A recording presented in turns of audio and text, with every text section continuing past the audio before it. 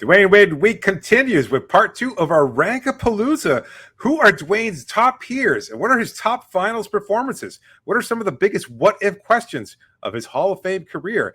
And where does he rank on our list of the top shooting guards of all time? We break it all down in today's episode of Locked On Heat. You are Locked On Heat, your daily Miami Heat podcast. Part of the Locked On Podcast Network, your team every day.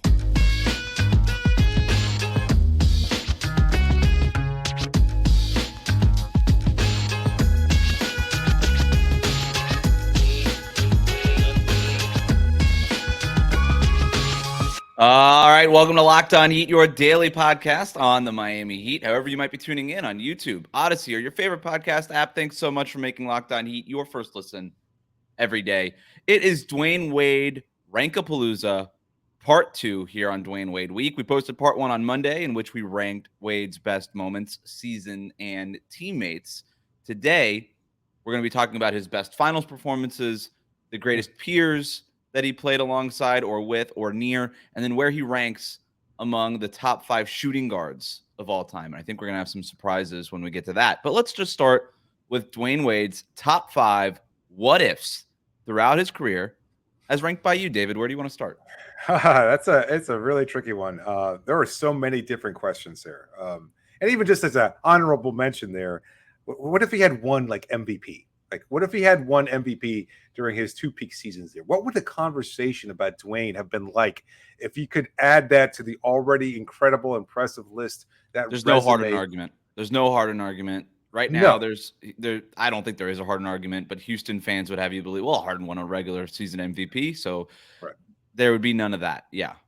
So I dismissed that one. It's just kind of a good conversational piece. But as far as the 5th biggest what if here, and I think this applies a lot to fans listening to this show.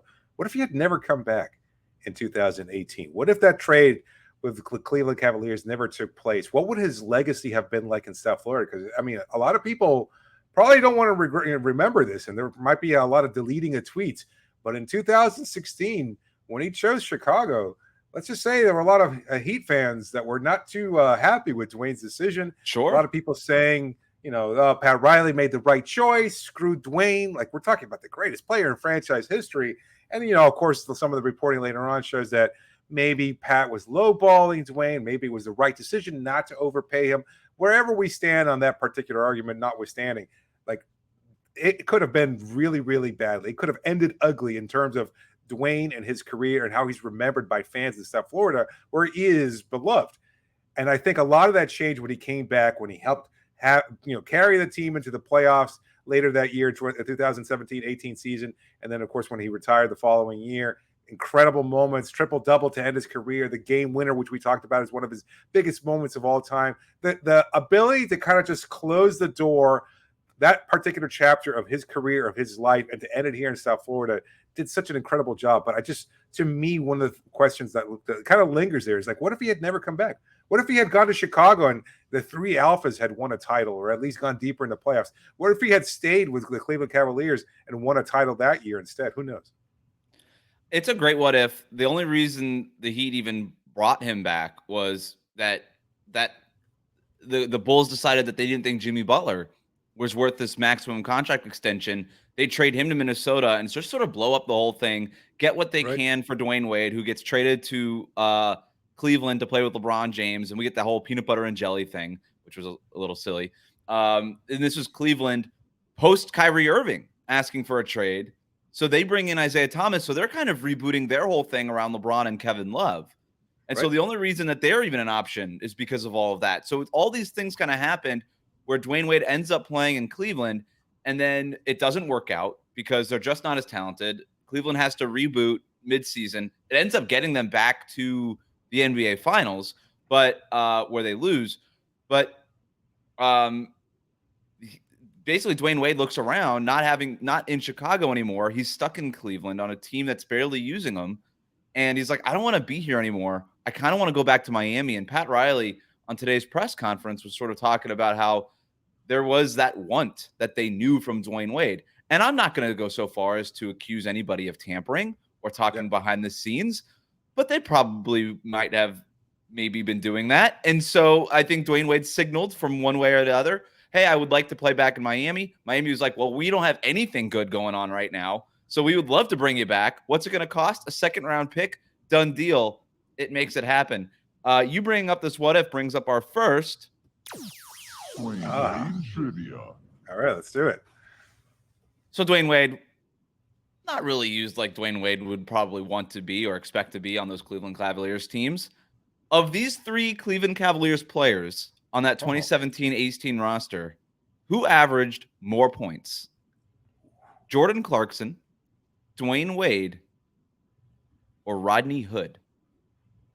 Rodney Hood. No, Rodney Hood actually had the fewest points out of that group. It was Jordan Clarkson, Dwyane Wade, and Rodney Hood in that order. I just read them in order. No, it's okay. It made a lot of sense. It could have been anywhere. Like that was such a weird season for the Cavaliers. Weird roster. Next what if? Next what if? Actually, on the flip side of this, what if he had never come back was number 5. Number 4, what if he had never left in 2016? Like, what would that version of that team have been? 16-17 again. It was such a sharp contrast from not just the previous 2 seasons, but just the Big 3 era. You know, Chris Bosh, basically he's waived by the team, an insurance casualty, and of course the life-threatening disease that basically forced him to retirement. They cut ties with Dwyane. They have to go through this massive rebuilding process there. Luol Deng goes to the Los Angeles Lakers. They bring in Derek Williams, Dion Waiters, James Johnson, your boy Luke Babbitt. Like, they just go through this incredible upheaval there. And it's just this very, very strange team. But what if Dwyane stays? Like, do they cut ties with Chris Bosh? Do they try and give it another chance? Do they go after other free agents so that they maximize the last few seasons of Dwyane's career? We never see 41 and 41, but you know what? It doesn't really matter because they probably would have been significantly better with Dwyane in 2016-17 than they had been without him. Even as good as Dion was that season, he wouldn't have held a candle to what Dwyane was capable of. So it's just opens up a lot of different possibilities there. And one of the questions to me that kind of lingers. It's a great question, and I think it lingers way more. It's a bigger what if than if he never comes back in 2019, which was great for emotional reasons. But I don't know that moved the needle necessarily in a meaningful way for the rest of the NBA. If Dwyane Wade does not leave in 2016, if he just re-signs, a couple of different things can happen, right? Like, obviously, if he re-signs for a bunch of money, the Heat lose probably somebody. They probably end up losing Tyler Johnson, which wouldn't have been a big deal. Like you said, Dion Waiters probably doesn't become a guy for a season or two. He averaged that year for Chicago 18 points per game on pretty decent clips. He was still a good player at that point. He wasn't, what he had been, but he was still a good player. If the Heat are marginally better, do they make the playoffs that year? Do they not get in 2017 the 14th pick that turns into Bam Adebayo? And what does that look like? That. Right? Yeah, what does that look like at that point? So it is a big what if. And then obviously you have that whole thing with Chicago. Without Jimmy Butler having to play with Dwyane Wade, does Dwyane Wade ever get the chance to convince Jimmy Butler to come to Miami? Right? Being in that same locker room and in that sort of those intimate settings that you're able to kind of talk about those things. Do they have that kind of relationship if they're never teammates? And does that make Jimmy Butler kind of use his leverage to kind of angle his way to get to Miami? Does Chicago ever even want to trade Jimmy Butler, considering that he's the only alpha? Because they don't have Dwyane Wade and Rajon Rondo and these other things. And maybe Jimmy Butler, without having to share the ball with those guys, averages 28 points per game that year for the Bulls. And they're like, you know what? This guy is a max player. And maybe Butler is still playing in Chicago. There's so many domino effects of that. They re-sign Hassan Whiteside too, right? Oh, yeah. God. Yeah, they probably would have. Hassan Whiteside probably still would have been out of the league by now, but still. Yeah, just so many domino effects. It's a fascinating one. And interestingly ended up, I think, being better for everybody involved, because we talked about this. I forget if it was either Izzy or Sedano this week about how Dwyane Wade never was the guy with the massive contract handcuffing his team the way that Kobe Bryant did. And we tend to overlook that part of Kobe's career, like those last 3 years when he signed that massive contract and the Lakers couldn't do anything and they were just bad. And that it gets forgotten now, but it was such a big talking point back then. Remember, how it Yeah, was for just sure. like, yeah, like you can't pay a guy for what he did in the past. And I do think that Kobe contract influenced Miami's decision not to give that contract to Dwyane Wade because they saw what it could do in hampering your team building back then. So anyway, it's fascinating. It's a great pick. Speaking of team building, number 3 on the big questions of what ifs in Dwayne's career. What if he was never friends with LeBron James? Obviously, same draft class. They come into that draft together. They had formed a fast friendship. Him, Carmelo, LeBron. What if he was not friends with LeBron James? Like 2010 obviously never happens. Who knows where LeBron winds up signing? Does Dwayne wind up leaving Miami? Because he could say, you know what, even if I'm not friends, I can still want to build something with this kid because he's a really, really good MVP type player, etc. And who knows? Maybe he takes this. Maybe he's announcing that he's taking his talents to Cleveland or Chicago. Maybe they both would have joined the Bulls. Maybe they would have signed there. Maybe Chris Bosh would have signed there as well. Maybe Chris Bosh would have been Miami's only big free agent acquisition of 2010. Maybe they would have just gone a different route, signed Amari Stoudemire or Carlos Boozer or any other of the big free agent names of 2010. Would have been a very, very different and probably a very bleak era in Heat history, if not for that friendship with LeBron James. That's a great one. I think it's pretty clear what happens, right? If they're not friends and if he's not able to convince LeBron to come here, he probably leaves. He probably is playing for Chicago or the New York Knicks or something else. And maybe he does go with, to your point, with LeBron somewhere else. But what if LeBron, what if the NBA didn't have that high school rule back then and LeBron had to go to college for a year and they weren't part of that same draft class and couldn't bond that way, right? Like those things had to work out that specific way. Right. Number 2, the questions here. What if he had been drafted elsewhere? Like, this is a fascinating one. So many different possibilities. If you look at the first 4 teams in that draft, or, again, Pat Riley telling us that the Chris Kaman thing wasn't really as it's more apocryphal than real, but I don't know if I necessarily believe that, but whatever. Like, who knows? Maybe he doesn't select Dwayne with the 5th pick. Maybe he gets picked 4th. Maybe they don't take, what's his name? Darko? They don't take Darko with maybe they don't take him with the 2nd pick of the draft. Maybe Detroit takes Carmelo Anthony, and it's like a kind of a domino effect there where Dwayne gets taken 4th, taken 4th by the Toronto Raptors. That was a real thing, right? Like we kind of knew who the first 3 picks were because Detroit kind of told everybody what they were going to do. LeBron was going to go number 1. We figured Melo would go number 3 because there was a real argument that he can go number 2. There were some people saying that you should even take him number 1 that year, I remember.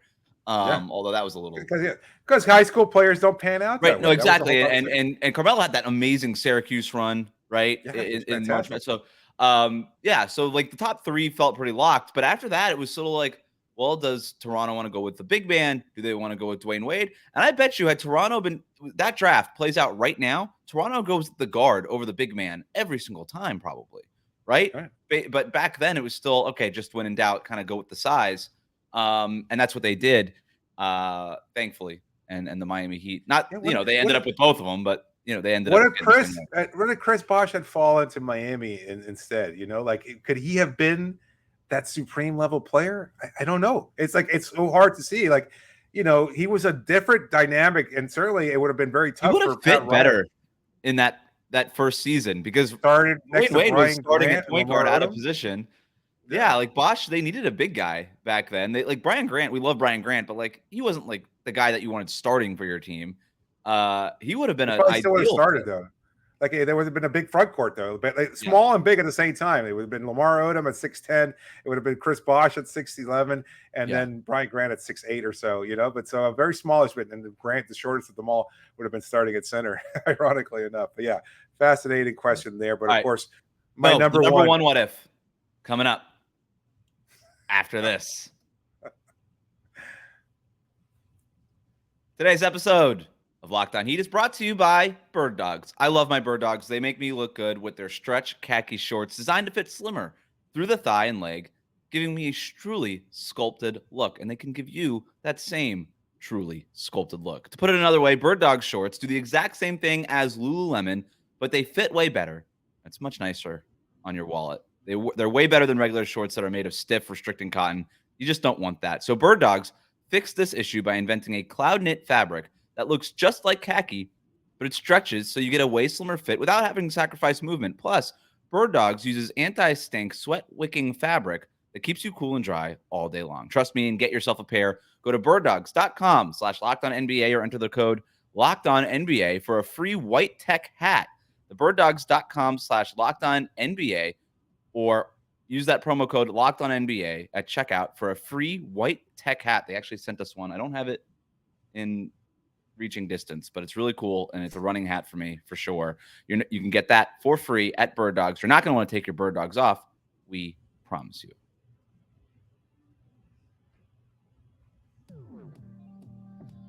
Thanks again for making Locked On Heat your first listen every day here on Dwyane Wade Week. If you missed any of our shows, Rankapalooza Part 1, our interviews with Israel Gutierrez. We've got interviews with Antoine Walker, interview with George Sedano.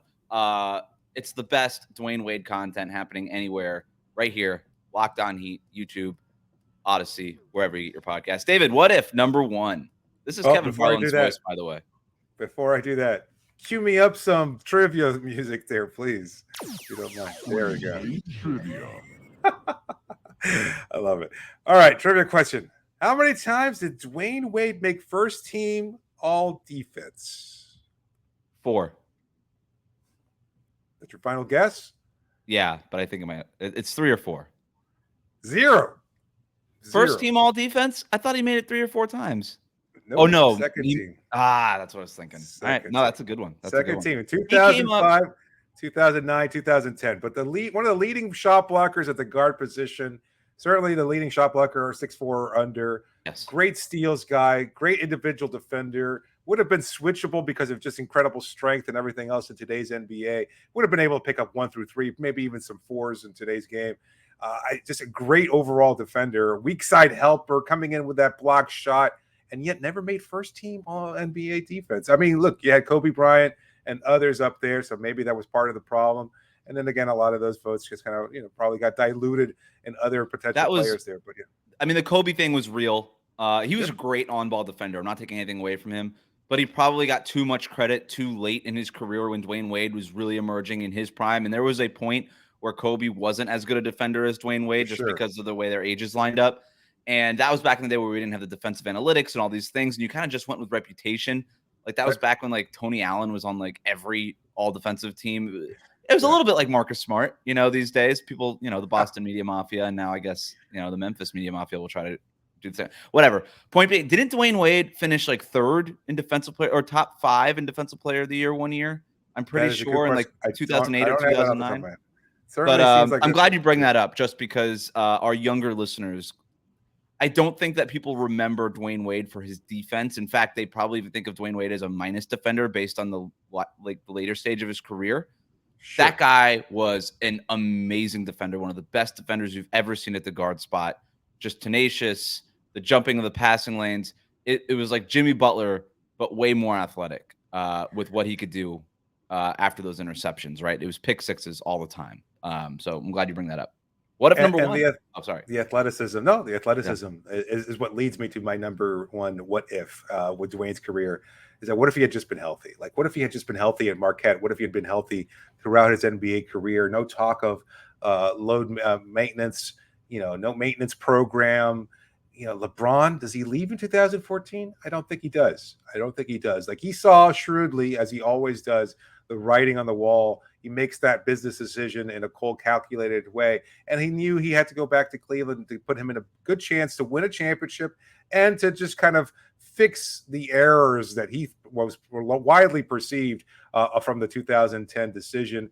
But if Dwyane is healthy in 2014, and again, we had no idea about Chris's ailment, they could have re-signed Chris. It would have just been another chance to continue building on that. And then maybe LeBron stays.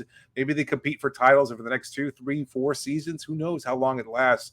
Another big what if there, but it all stems from Dwyane's unfortunate injury history. And of course, LeBron, I think LeBron stays, right? The reason he left was LeBron was always going to end up back in Cleveland at some point. He made that very clear. It didn't necessarily need to be 2014. He could have just done another 1-1. Right? He could have been in Miami for another, maybe it was just 1 year. Maybe it was 2 years. Right. Who knows? But if Wade's healthy, first of all, he doesn't leave. Maybe the Heat win the 2014 finals. There's also that possibility. Great point. Maybe they win the 2014 finals because at that point, Dwyane Wade was a shell of himself. And it was a big reason why LeBron had decided to leave. He was like, carry the team. I don't have my co-star anymore. And Cleveland's got this great young guy in Kyrie Irving. They've got another big pick. We could trade that pick for another big player, which turned out to be Kevin Love, and all these things. And they have all this cap space where I can basically build the team around me. And yeah, if they win the championship in 2014, LeBron doesn't leave. They get the three-peat. We think about LeBron's career in a completely different way. He stays. Maybe the Heat add like a Pau Gasol that year in free agency, who they were sort of flirting with. Maybe they're able to go get LaMarcus Aldridge another point later, and all these other things. Maybe they're still able to make the Goran Dragic deal. You know what I mean? Because at that point, their draft picks that they had, those first rounders that they had used for those sign-in trades, were starting to come. The sign-in trades that ultimately they ended up negotiating for LeBron and Bosh. They ended up kind of regenerating every 7 years as they do. And they were able to trade two of them, remember, for Goran Dragic a couple years later. So are they able to kind of add to that group? And they had a need at point guard anyway. So who knows what could have happened? It's a great what if. All right. Great segment. So we've got top 5 finals performances. We've also got his top 5 peers and top 5 shooting guards of all time. Let's do peers really. How quick do you think we could be on peers? Because you did this one too before we go to break, or should we just go to break and come back? No. I can go through it pretty quickly. It's tough. Like peers, how do you categorize that? You and I debated that even before we started recording. Like, is it just guys that he played with, guys that he kind of competed against, or people that were just kind of in the periphery there? Like Michael Jordan. Michael Jordan is one of his peers. And I think we can see that based on not just our conversation with media members that saw that incredible athleticism, but our conversation with Pat Riley, like the way he talked about him, it was Jordan-esque. We saw this in our rewatch of last year. I wouldn't consider Michael Jordan a peer of Dwyane Wade. They never overlapped. It doesn't matter. They were peers in the sense that, like, in the image, the idea. Yeah, the idea of Jordan is what Dwyane was kind of competing at. And for a moment there, a brief moment, Dwyane fit into that next Jordan category alongside Kobe, alongside Vince Carter. Like, of those names, Vince Carter. I don't know. Would you consider Oscar Robertson a peer then? Like, that's the Jordan thing's a stretch. Like, I understand historically, you want to compare the two, and their peers in terms of being among the best shooting guards of all time. But like Jordan retired right before, like, his second retirement or third retirement, whatever you want. Yeah, they never really overlapped. Even if so, I don't know. I don't know if it's on the list. It's not my top 5. My top 5 are as follows. Number 5, Manu Ginobili. I think stylistically, just a name that people really kind of gravitated. You either like Dwyane, you either like Manu. The Euro step was there. A lot of people credit it to Manu, etc. I just think, and also the fact that they competed against one another in the finals, not once but twice, I think puts them in there. It's a good one. Number 4, Paul Pierce, I think is a peer. Yep. Unfortunate, but yes, I think that's another peer, another competitor, a guy that played a similar position. Number 3, Kobe Bryant. To me, that is absolutely a peer there. Like, not only were they playing the same position, but as we just talked about previously, like competing for the same awards, same recognition, etc. Number 2, Dirk Nowitzki. On the eve of his induction into the Hall of Fame, the fact that they're both going in together, it's like two sides of the same coin, man. Like Dirk Nowitzki on one side, the matchup in 2006, the matchup in 2011, retiring at the same point in time, now entering the Hall of Fame together. Their careers completely intertwined in almost a kind of like legendary way, and it was almost like it wasn't Magic and Bird level. No. But it was similar, and just like they kept running into each other and kept doing the same things together all the time, and hitting these milestones and being in each other's way. So it's a great one. Who you like out of those two kind of defines your fandom to a certain degree. Right. You're a Dwyane guy, you're a Dirk guy, where do you stand? I could tell you where you live based on that answer. Like in 2011, he was like, even like, it's like, who do you want, Dirk or Wade? If you lived in a city, you wanted Wade. If you lived anywhere else, you wanted Dirk.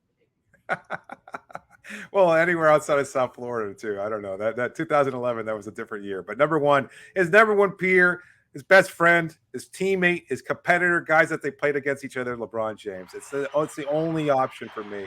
I think he's the top peer there. He's a guy who was competing. Again, we talked about it in our interviews with Izzy and George Sedano, that it was Dwyane versus LeBron as the best player in the NBA. And Dwight Howard getting whatever recognition he was getting at that point in time, but it was really Dwyane. Like, he was so good, and so many people kind of forget that he was at that level, LeBron-esque, Michael Jordan-esque, and that's something that we have to consider.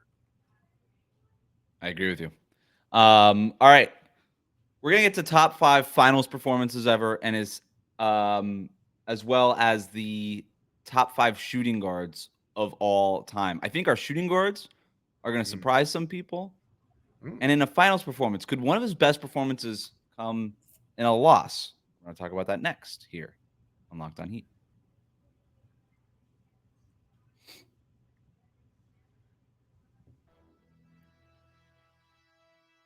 Welcome back to Locked On Heat. Thanks for making us your first listen every day. Make sure you're subscribed on YouTube and your favorite podcast app here on Dwyane Wade Week. We got plenty more on the feed. In case you missed anything, interviews with Israel Gutierrez, Antoine Walker, George Sedano, Rankapalooza Part 1. Really excited to bring all this to you. All right. Let's go to top 5 finals performances, David. Are you ready? Yeah, absolutely. All right. So this breaks down great because he played in the finals 5 times. So it's a perfect way to rank our top 5. Absolutely. Number 5, not a surprise here, 2014 versus San Antonio. 15.2 points per game on 44% shooting, 3.8 rebounds, 7.6 assists, 1.6 steals. The most surprising part of the 2014 finals, David, did not record a single block in the entire series. If that does not tell you that his athleticism was waning or had completely waned at that point, that's it. That's the stat right there. His point totals for the 5-game series: 19, 14, 22, 10, and 11. In retrospect, no wonder LeBron left after 2014. Tough one. It was just they were running up against a buzzsaw of a historically good Spurs team. As much as it might hurt Heat fans to hear this, that kind of changed the game in their own right. They took pace and space elements. They took passing elements. They were so dynamic with the ball, and there's just a great cast of veterans surrounding superstar players as well.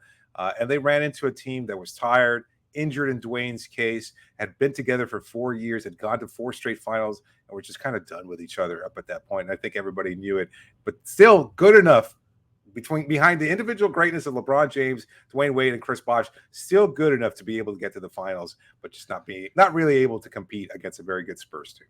It was pretty incredible that they made it that far, right? And it was a little bit of a weak Eastern Conference that year. There's no doubt about it, but it's still hard to make the NBA final. Yes, absolutely. All right, number 4. 2013 against the San Antonio Spurs. A very different kind of series for Dwyane Wade. 19.6 points per game on 47% shooting, almost 48% shooting. 4 rebounds, 4.6 assists, 1.9 steals, and 1.3 blocks per game. His point totals by game: 17, 10, 16, and then the second half of that series, 32 points, 25 points, 14 points, and 23 points in Game 7. That 32-point outing in Game 4 on 14 of 25 shooting. He also had 6 rebounds, 4 assists, and 6 steals to prevent Miami from going down 3-1 in that series. The Heat, we had covered this in a previous segment on another show, but the Heat were threatening to go down 3-1 against the Spurs. They had lost in Game 3 by 36 points to San Antonio, and were wobbling, and it looked like it could be over for them. And then Dwyane Wade, LeBron James, and Chris Bosh came out and put together one of the great performances the big 3 combined had ever put together, and Dwyane Wade led the way. So that was the highlight for him. It wasn't the most consistent. Again, when you saw the point totals, it wasn't the most consistent effort, but it was still a very good, very strong, almost 20 points per game on really good percentages and things like that. He was picking his spots more than versus in 2014, where it just felt like he didn't have it anymore, if that makes sense. No, absolutely. It kind of perfectly symbolizes the version of Dwyane that a lot of fans kind of remember, is the fact that he had taken a back seat to LeBron, playing much more off ball. Picking his spots is a really good way of putting it. Still finding ways to be effective because he was still healthy enough at that point enough to really be, he was damn good. You could cue up the trivia music, because I think that it kind of leads into something else here. One more question here. My last trivia question here. How many times did Dwyane Wade rank in the top 15 of MVP vote getters? Top 15? Yeah, how many times did he get top 15 rank?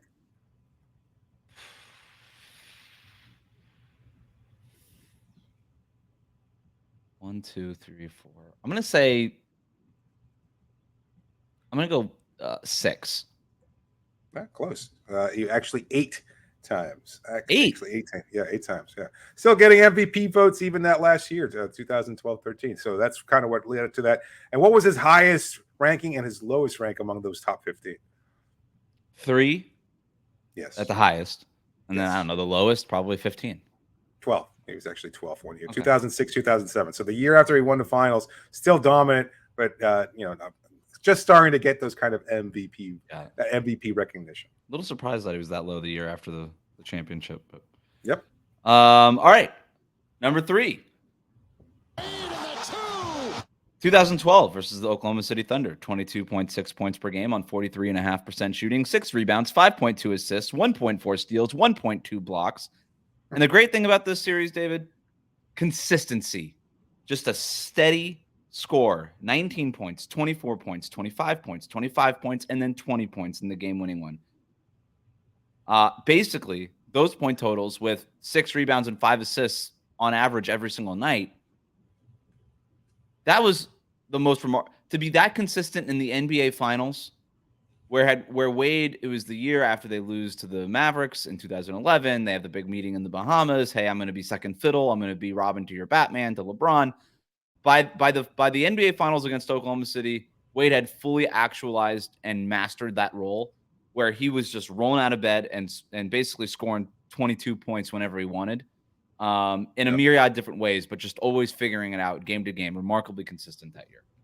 Did Pat Riley kind of give us a little hint, a little insight to that we hadn't heard about, like that he had kind of coordinated a meeting after the loss in 2011, and then that kind of led to the Bahamas discussion about who takes over, et cetera? Because he kind of indicated that there was a kind of a sit down between LeBron, Dwyane, Chris, and the front office coaching staff, et cetera, and that the discussion was, you guys got to figure it out. I mean, I don't think he indicated it. I think he just said it. He's like, after we lost in 2011, I sat them down and I said, you guys got to figure this out. That's what he told us on the conference call. I don't think we've heard that before, right? I had not heard it before, so I'm glad you brought that up because I had not heard that before. Interesting. It makes a lot of sense if you think about Pat Riley and his whole theory on basketball, like everybody having a place and then exceeding in those roles and things like that. Even the star players, you want to get rid of the ego and all this, the ego is the enemy kind of deal. It makes a lot of sense, but I don't think him kind of hand in hand doing it with D Wade, where he wasn't so much saying, okay, LeBron, you're number 1, D Wade, you're number 2, CB, you're number 3, but being like, you guys need to figure it out, and understanding also that if he were to say it, it wouldn't work. It had to be them kind of buying into those new roles and making those decisions for themselves. And it was probably the obvious thing back then, but for him to say it and for Dwyane Wade to run with it is, I think, one of the biggest marks about Dwyane Wade. I keep going back to everything that we have heard about Dwyane Wade, the stories from Izzy, Sedano, Antoine Walker, and everything that we've heard over the years covering the team and just watching Dwyane Wade. The fact that he was so willing is the thing that is to defer is the rare thing about him that stands out every time you talk to anybody about Dwyane Wade and what made him special. So great point. Number 2. 2011 versus the Dallas Mavericks. All right. I was going to say, you kind of hinted at it by being otherwise. You couldn't throw off. I mean, historically great 2006. Spoilers for anybody who's listening at this point, but I'm pretty sure everybody knows where they're going with this. But 2011, he was. I was just phenomenal. trying to tease the listeners. But number 2, I mean, he has 2 finals wins below this. I think there's a lot of people that argue you can't put the lost finals, number 2, over 2 championships. And I would say, look at these numbers. 26.5 points per game on 55% shooting, which was better than 2006 by a wide margin. 7 rebounds, 5 assists, 1.5 steals, 1.5 blocks. He scored 30 points twice. His best performance was a 29, 11, and 3 to go up 2-1 in that series. And, of course, Miami did not win another game in that series. But it wasn't because of Dwyane Wade. We know why. Nope. LeBron struggled. There's that clip about Dwyane Wade yelling at LeBron that went viral in the middle of that series. Dwyane Wade later saying that he wishes he kind of didn't handle it that way. So obviously these players still at their absolute peaks athletically and all of these things, but also learning to play with other super duper co-stars and figuring out that kind of chemistry and all of that comes with that. But I would argue 2011 over 2006, if I were to argue anything, the percentages, 55% shooting over 47% against Dallas in 2006. And I would just say this flatly, and I don't think anybody would debate this. Dwyane Wade was a much better player in 2011 than he was in 2006. I'm not saying that the 2011 performance is better than 2006, but I just think that that's important context and why this one stands even above some of the championships that Dwyane Wade won. This one coming in a loss. Had LeBron even been average, the Heat win that finals, and Dwyane Wade has another finals MVP. Another what if for you. Great point. All right, number one. Anything else? 2006 versus the Dallas Mavericks. If you want a more just in-depth, shocker. We did a whole watch through of the 2006 NBA Finals last summer. It's up on our YouTube page. It's still up on the homepage. I strongly suggest you at least watch like one of the episodes from that, especially from like the game winnings game of that series. But his averages 34.7 points per game. Let's just call it an even 35. 47% shooting, 8 rebounds, 4 assists, almost 3 steals, and a block per game. Dominated. And David, I will go so far as to say it's the greatest finals performance, not just in Dwyane Wade's career, but in NBA history. I think it's better than any of Michael Jordan's. I think it's better than anything LeBron's put together in the finals. I think it's better than anything Kobe's put together in the finals. It's certainly better than anything Steph has put together in the finals. It's better than anything Kevin Durant has put together in the finals. It's better than anything Bird or Magic has put together in the finals. It is, without question, the greatest finals performance we've ever seen. The Miami Heat were not as good as the Dallas Mavericks that year, but Dwyane Wade was that much better that he made them better that year in those finals. His PER is literally the highest in a finals series ever. And so all I hear is people complaining about free throws. You know, it's so ridiculous, so patently ridiculous. So that's it. All right, top 5 shooting guards of all time. Shall we get to it? Wow. Oh, wait. Sorry. Oh, one more trivia question. Yeah. Nice. Who are the top scorers in the regular season in the 2006 season, David? I'm going to give you the names, and I want you to put them in order. Okay. All right. 1, 2, 3, 4, 5. Here we go. Allen Iverson. Ooh. LeBron James. Dwyane Wade, obviously. Kobe Bryant. Gilbert Arenas. 2006. You got the names? You need them again? No, let's say AI first, then Kobe, then LeBron, then Gilbert, then Dwyane. Really close. It was Kobe and then AI, and then you got it.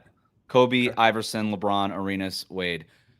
Who finished one spot below Dwyane Wade? Bonus trivia. Six. Oh, Ray Allen? No, it's Paul Pierce. Always just a little further behind Dwyane Wade. Always just a little bit further behind Dwyane Wade. Turn that knife a little bit there. All right, let's go top 5 shooting guards of all time. Did you put your list together, or did I just do this? No, I did. We said we were going to both do a list. Number 1, you and I, Michael Jordan. I think that's fair. You're taking all the suspense out of it, but I think clearly number 1. Well, okay, no, you're right. So should we count down then from 5 to 2? Well, we could do 1. Yeah, we could do 1. Michael, number 5. Who's your number 5? So I have Gervin. I have George Gervin. George Gervin? Yeah, I went back. His stats were crazy, man. That dude was different scoring. Era. He led the league in era. scoring 4 different times. I know it was a different era, but I understand the era argument. I kind of dismiss it.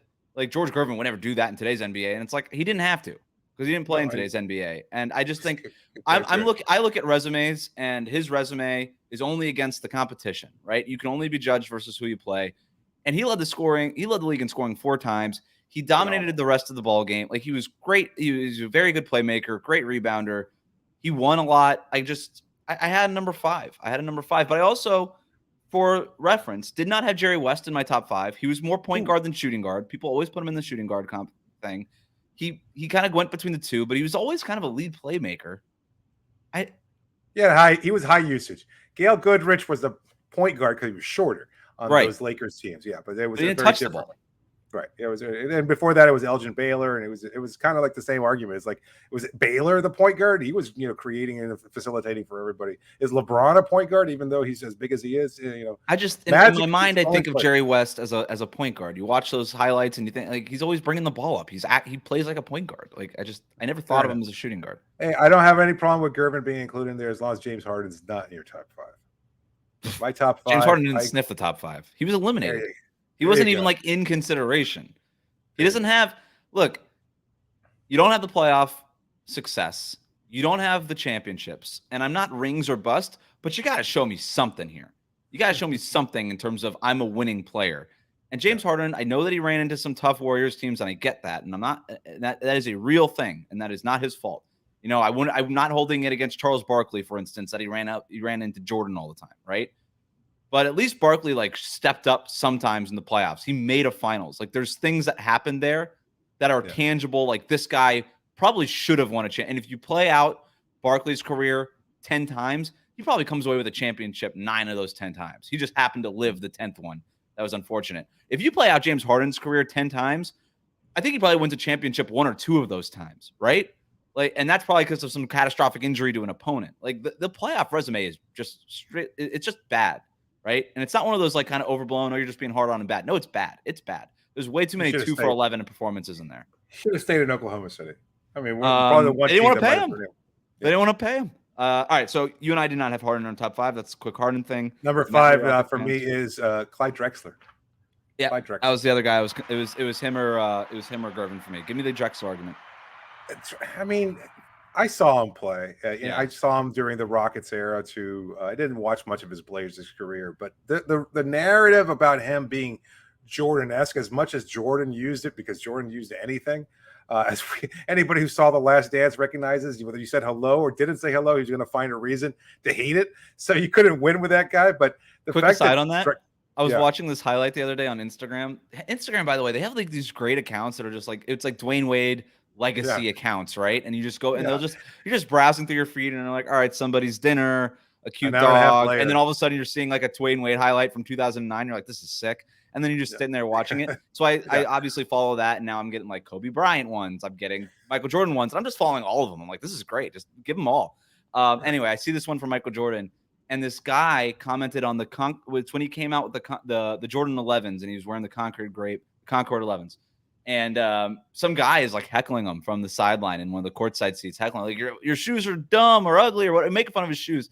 And Jordan looks at him, and he looks at him, trash talks him a little bit, and then makes like 2 straight 3-pointers to win the game. And then looks at that guy, doesn't shush the crowd or the opponent, looks at that guy and shushes him. He's like, don't make fun of my shoes. Talk about finding slights anywhere. This poor man courtside. And that poor team, that whatever team he was, I don't even remember what team he was playing, but they should have banned that guy for life, or at least for the rest of Jordan's career. It's like, don't come back here. I mean, but can you imagine like Heat fans love, in the context of Dwyane Wade week here, like love purple shirt guy because he pissed him off, and the purple shirt guy was as arrogant an asshole as you're going to find along the baseline there. Like him talking. But it was Jordan. It was Jordan-esque to D Wade. Yeah. Yeah. But Jordan's like, I don't like your shoes, sir. And next thing you know, it's like, all right, I'm going to drop 50 on you. Right. Like, I didn't have enough butter put on my a la carte table to this morning, when I ordered room service. It's like, who you couldn't have won with the guy. Anyway, so number 5, Clyde Drexler. Number 4 on my list. Who do I have on my list here? Not write it down. No, I didn't. Go ahead. Give me your 4th. I got Allen Iverson. Yeah.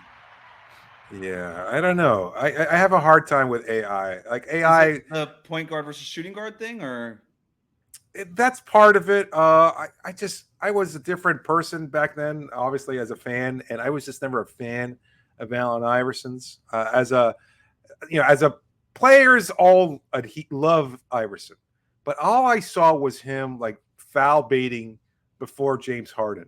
And I guess you have to give him credit for being 160 pounds and being able to play as effectively and score as well as he did.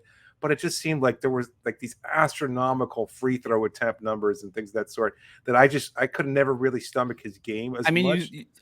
That does sound a little hypocritical during an entire week celebrating Dwyane Wade. I will say that. Like, we should point that out. I'm not saying that Dwyane Wade was a foul baiter the way that somebody like James Harden was with the throwing the head back and all that stuff. But Dwyane Wade definitely had an intent to get to the line a certain amount of times per game and did what it is that he had to do to get to the line that many times per game. It's fair enough. I still have Ray Allen above him. I got Ray Allen as my fourth. He didn't make my top 5. Yeah. No, I mean, the numbers don't bear it out. But he sacrificed a lot, and people kind of forget. He was so versatile as a scorer and defender. Yeah. He really was good. Yeah, I think people now think Ray Allen, especially I think our fans who really remember sort of the big 3 Heat, and Ray Allen came off the limited bench, role. And he was a 3-point shooter, and even like towards the end of that Celtics run, I would say maybe even during the entire Celtics run, he was still a limited player versus what he had been. That guy was a freak, man. I mean, Milwaukee, Seattle, and Seattle, he was a freak. I have no problem with you having Ray Allen in your top 5. But I had Iverson. Iverson's my number 4. I had the exact opposite experience of you. That guy was a god for me growing up. Obviously, we're a different age. I grew up. It was like Iverson, Kobe, Kevin Garnett, and then obviously in 2003, Dwyane Wade and that whole group. But like those were my dudes. Like back then. Like wow, it's just a murderer's row of people I hated at that point in time. Yeah, like, really. You and I had the exact opposite taste of basketball. KG, KG was just a trash talking actress. That's all it was. These are the guys that, as a kid, they just blew my mind. I had never seen anybody do things like what they were doing. Like Kevin Garnett was shooting threes as a 7-footer. I was like, I didn't even know you were allowed to do that. Kobe and Iverson's handle was ridiculous, and I loved the flair. I loved everything that he was about. I loved the trash talking. I loved all of it. And then Kobe was Kobe. Kobe's my number 3. I got Kobe at 3. That's insane. That's a tough one. Like this is where the argument is. Like we got 1, 4, and 5. You can again vacillate depending on your taste. But there's 2 a and clear 3 is top basically 3 what comes down. in NBA history. Yeah. Most people would say that order is also clear. That it's Jordan, Kobe, and Dwyane Wade. And if you want to debate 4 through 10 of the greatest shooting guards of all time, it's basically open to debate. I think, and the point that I'm really trying to make here, I think that people now, since Kobe has passed, it's happened more. There's more of an argument of, is Kobe the GOAT? Because of people my age, Kobe was their GOAT more than Jordan was their GOAT. Sure. And I also want to point out that GOAT is not specific to a person. GOAT is greatest of all time. GOAT does not equal favorite player ever. So like when Brandon Miller says Paul George is the GOAT, that's insane. And he doesn't understand it's insane because what he means is that Paul George is his favorite player. But he's saying that Paul George is the GOAT. GOAT is greatest of all time. And I didn't think we had to explain that anymore. To me, the debate is between LeBron and Michael Jordan, and the debate ends there with those two guys. There will be Celtics fans that say, hey, Bill Russell, and things like that. Whatever. And now there's Kobe stands that are like, Kobe is closer to Jordan, and maybe should be in that argument. And here's my argument, and the reason I bring this up. I think the gap between Dwyane Wade and Kobe Bryant for second greatest shooting guard of all time is much closer than the gap between either of those two and Michael Jordan for the greatest shooting guard of all time. That's an interesting one. The thing with Kobe is that he was so determined in his trying to replicate what Jordan had done. And, of course, the three-point shot was evolving at that point when Kobe's career was taking place. And so he wound up being more of a shooter than Jordan ever was. And so he was like, people use the argument, he was like Jordan, but with a three-point shot. I don't know. To me, like, it's so like not just the off the court stuff, which has to paint my perspective of who Kobe is, but at the same time, it's also a lot of the foul baiting and also a lot of it really, really, really incredibly inefficient games. You know what? I think you may have convinced me. Like, I don't know. 2 or 3. I didn't really say anything. Really, you really convinced close. Yourself. No, it's really, really close. No, when you're talking about, like, yeah, you didn't have to talk about Dwyane. It's just when you talk about Kobe and what he's done over the course of his career, like, it's an incredible career, no doubt. And like, it shouldn't really matter. It shouldn't really matter. But I know that there will be some fans of any player in particular that are going to feel slighted, like Jordan. I don't know. Yeah, that's a really interesting. Here's my point. Here's my argument. Right now, the career highlights are something. Kobe Bryant made the All-Star game literally every year except 2 years of his career. His rookie year and in his third year when he only That played 50 shouldn't games. matter. That shouldn't matter. He's got the championships beat, right? He beats Dwyane Wade when it comes to championships. I'm not saying that's not part of the argument because it's obviously a part of the argument, but strip it away. Just strip that part of the argument away for a second, and then you consider all the other things, right? It's way closer than people think. It's way closer than people think, especially at their peaks, right? Like I would say Kobe's peak was probably 2000. I'm looking at his basketball reference. I'm just gonna call it a 1, 2, 3, 5-year peak from 2002 to 2007. He averaged 30 points per game on let's call it 45% shooting. But they were bad. The Lakers were bad. The Lakers were not great. The first 2 years of that peak was still Shaq era. There was the Karl Malone, Gary Payton experiment, etc., and then there was the trading of Shaq in 2004. So I think after they traded Shaq, they get Powell when? I think like 2006. I want to say. Yeah. So I mean, whatever. So let's just call that his peak. All right, we're gonna call Dwyane Wade's peak what? 2000 let's call it 2011 back to 2007. Want to give him 5 years too. He's averaging 27 points, so 3 fewer points per game on almost 49% shooting. His efficiency is way higher. Okay, way higher than Kobe. Kobe's averaging 5.9 rebounds a game. Wade's got 5.1. Wade's got 6.5 assists. Kobe's got 5.4. Wade's got more steals. Wade's got more blocks, and it's not close. When you just strip away everything and you consider their peaks, and then the fact also that when Kobe's teams were bad, Kobe's teams were bad.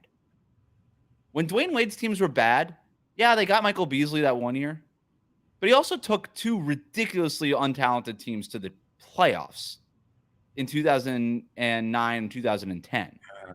Like there was that one year where he had Quentin Richardson on his team. Yeah. I had this stat for all you can eat. I'm going to try to pull it up really quick. He had that one team with like a 1-year rental of Quentin Richardson way past his prime. Mario Chalmers, Carlos Arroyo, and Rafer Alston as a 3-headed monster at point guard. He had like Jermaine O'Neal's corpse walking up and down the court. Michael Beasley was playing power forward that year. Quentin Richardson that year somehow managed to make 1 or fewer shots. So 1 or 0 shots in 23 games that season. And this was the guy that was supposed to kind of be one of the top 3 scorers on that team when they got him. So, and a starter, by the way. I don't know. I just think that what Dwyane Wade did with less was more than what Kobe did. And then that's sort of where my argument is. If I would probably, if gun to my head, probably say, yeah, Kobe was probably number 2 shooting guard of all time. My whole point in bringing all this up is I think it's a bigger argument, and it's the gap between Dwyane Wade and Kobe Bryant is much closer than Kobe Bryant and Michael Jordan. I think there should at least be an argument here. All right. Fair enough. This has been awesome. What a career. What an opportunity to be, take a little retrospective look at one of the greats. And that's what it's all about, right? Like the context changes because, time passes, et cetera. For player, for fans that were younger and didn't get to see him in his peak and, and not knowing what players in the 80s and 90s were like and things of that sort, like it changes a lot of the perspective about these players. But it's important to kind of freeze these like Jurassic Park, like a mosquito frozen in amber, right? We want to preserve these moments in time and still be able to give them the respect and the glory they deserve, that their respective legacies deserve. Dwyane is an incredible player. That can't be taken away. Regardless of where he falls in everybody's respective lists, he is still a damn incredible basketball player that changed the game, influenced players of a younger generation, and changed the way the game was played between the Euro step, the diving to the basket, his acrobatic moves, the things he did. Maybe weren't Jordan-esque, maybe they weren't even Bryant-esque, but they were Wade-esque, and they were spectacular in their own right. You're going to be up there for the Basketball Hall of Fame enshrinement. You'll have coverage from there, obviously, that we look forward to. But you're right. What an amazing week. A great way to sum it all up there at the end, David. Thanks for making Locked On Heat your first listen every day. Hit that subscribe button on YouTube. Like the videos on YouTube. Leave us a comment. Follow us on your favorite podcast app. And if we already haven't published it by now, because I'm not sure we're going to run it, Leave us an Instagram voice message in the DMs, Locked On Heat on Instagram, for a chance to be featured on the show. Just a 1 minute comment on your memories of Dwyane Wade, what he means to you, what you think of his career. We've got a bunch of good ones already. So very much looking forward to putting that together. Again, thanks for making us Locked On Heat, your first listen every day.